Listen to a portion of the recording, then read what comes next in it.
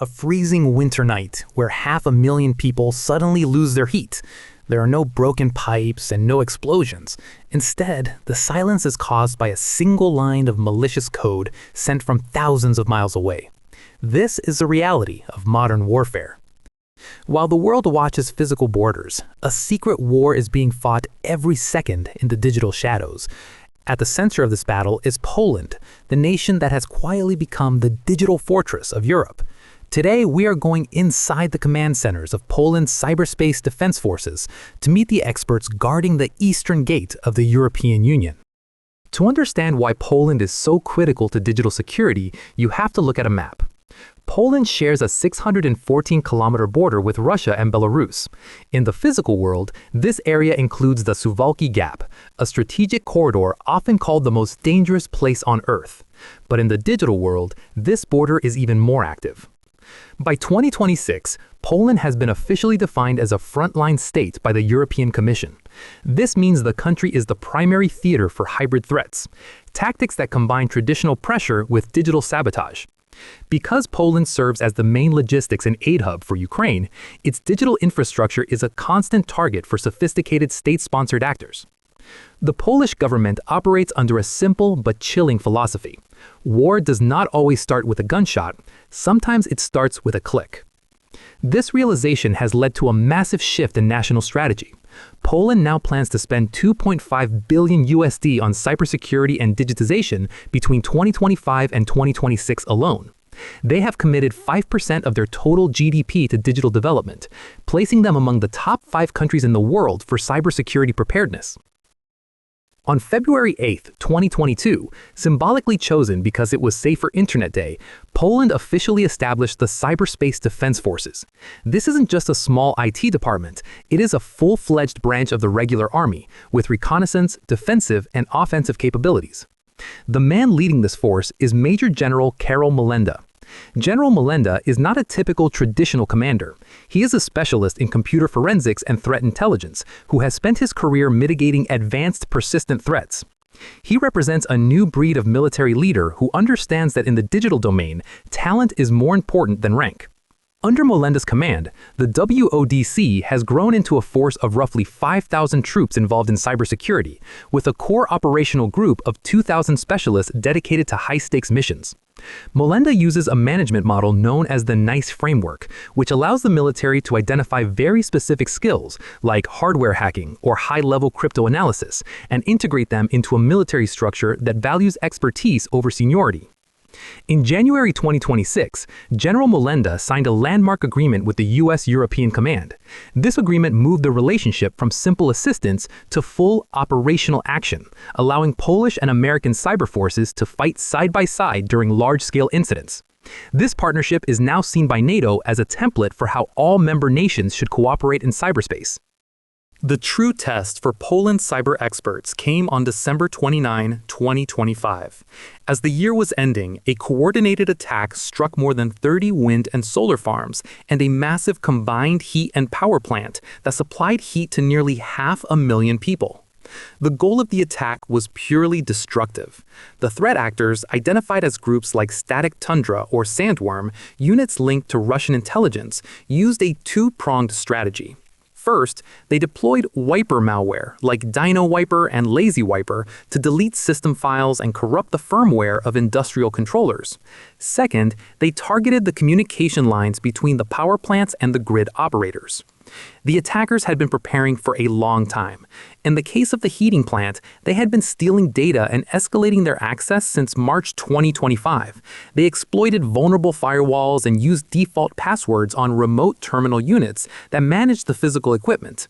This was a watershed moment because it was the first time an adversary targeted the distributed edge of the grid, the small renewable sites that are often less protected than major power plants. If the attack had succeeded, it could have caused a massive blackout and cut off heat in the middle of winter.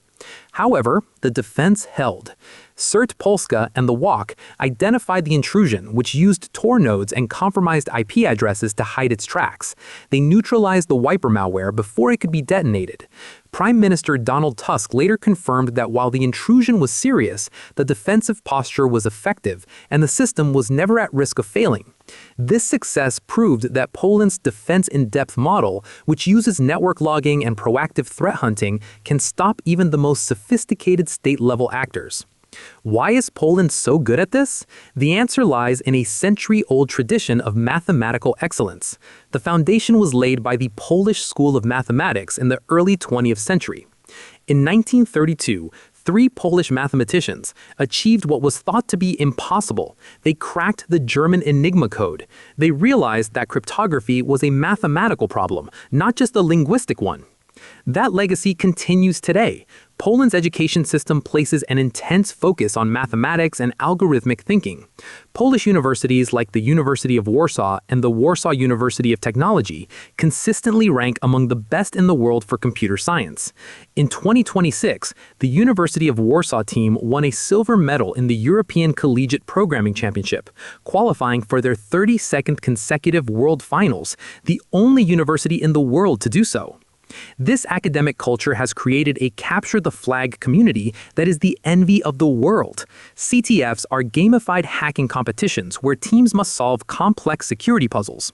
Polish teams like Dragon Sector and P4 have frequently held the #1 global ranking, defeating teams from the US, China, and Russia.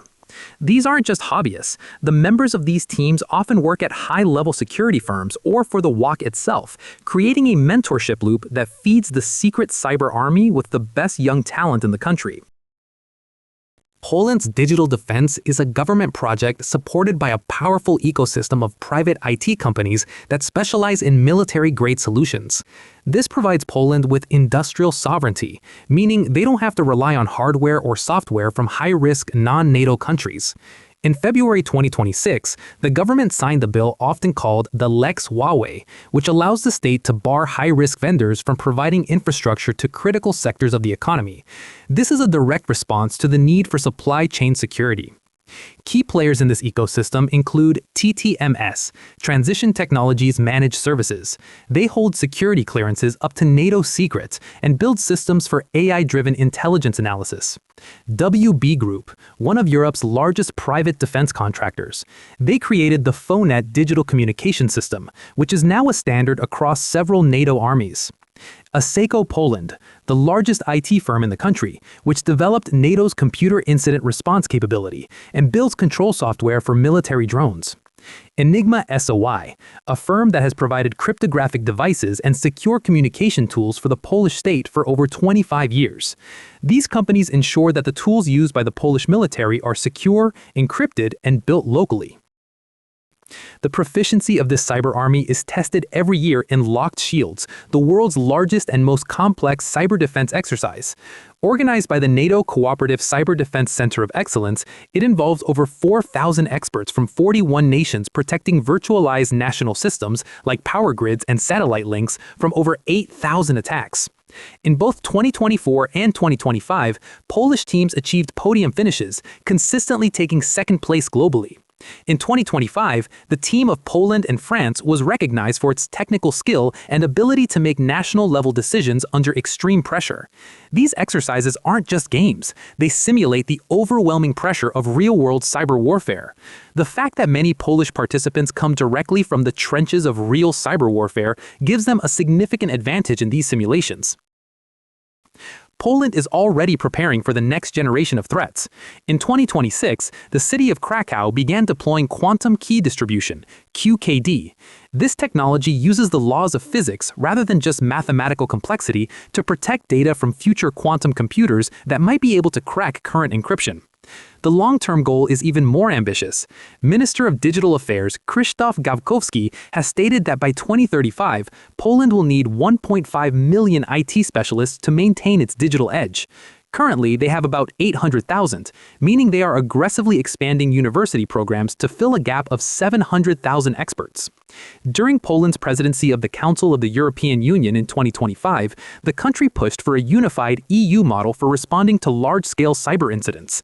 They have become a regional security provider, helping neighbors like Ukraine and Moldova strengthen their own digital defenses.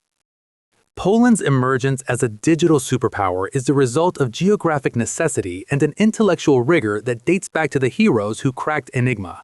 Through massive investment, a unique academic culture, and visionary leadership, the Cyberspace Defense Forces has secured the EU's eastern digital border. While the front line of the next war may be invisible, the experts guarding it are more prepared than ever. Thank you for watching. If you found this deep dive into the digital frontline interesting, make sure to like and subscribe for more insights into the technology shaping our world. Stay secure.